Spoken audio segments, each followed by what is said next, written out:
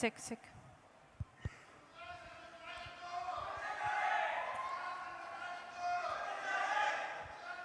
రాజశేఖర్ రెడ్డి గారి కుటుంబమైన మీలో ప్రతి ఒక్కరికి వేదిక మీదున్న ఇంతమంది పెద్ద పెద్ద నాయకులందరికీ,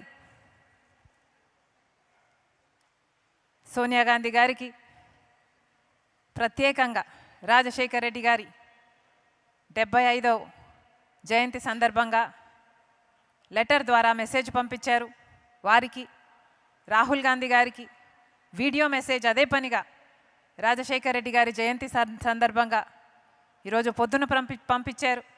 మీరందరికీ, హాజరైన మీ అందరికీ, హాజరు కాలేని రాజశేఖర్ రెడ్డి గారి ప్రతి అభిమానికి మీ రాజశేఖర్ రెడ్డి బిడ్డ శిరస్సు వంచి చేతులు జోడించి మనస్ఫూర్తిగా నమస్కరించుకుంటోంది.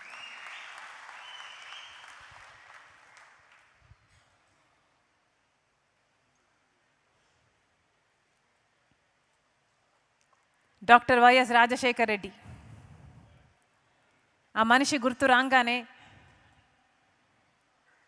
మొట్టమొదట గుర్తొచ్చే అంశం ముఖం నిండా చిరునవ్వు.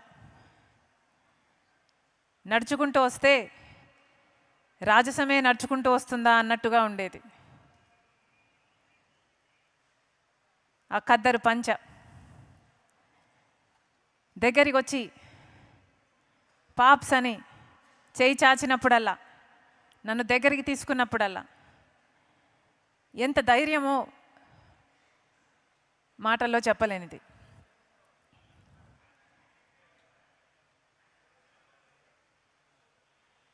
రాజశేఖర్ రెడ్డి గారు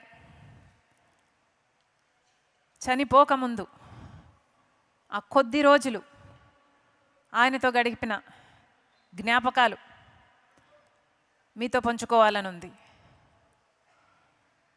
ఆ కొద్ది రోజులు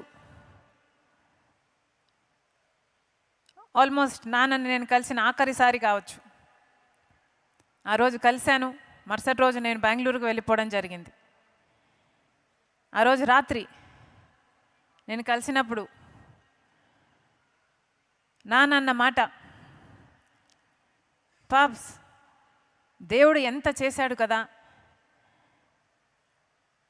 మన జీవితాల్లో దేవుడు ఎంత చేశాడు, ఏమీ కానీ నన్ను ఇంత దూరం తీసుకొచ్చాడు,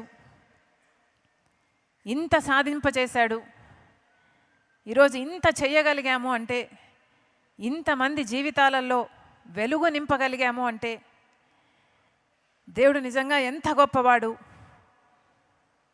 ఎక్కడో ఉన్నవాడిని తీసుకొచ్చి ఇంత ఎత్తున నిలిపాడు, ఇంత అవకాశాన్ని ఇచ్చాడు అని దేవునికి ఎంతో గ్రేట్ఫుల్గా ఉన్నాడు. ఉంటూ ఇంకో మాట కూడా అన్నాడు, పాప్స్ నా జీవితము జలయజ్ఞాని కోసమే దేవుడు పుట్టించాడేమో, జలయజ్ఞం నేను చేయగలిగితే నా జీవితం, నా పర్పస్ నేను ఫుల్ఫిల్ చేసిన వాడిని అవుతాను. ఇవన్నీ మిగతాటివన్నీ, ఆరోగ్యశ్రీ అయినా, ఫీజు రీయింబర్స్మెంట్ అయినా, ఇందిరమ్మ ఇల్లు అయినా, 108 ఇవన్నీ బోనస్. కానీ జలయజ్ఞం మాత్రం నా హృదయానికి చాలా దగ్గర అన్నాడు. ఆ విషయం నాకే కాదు, క్యాప్టెన్ మామ కూడా, కేవీపీ రామచంద్రరావు గారి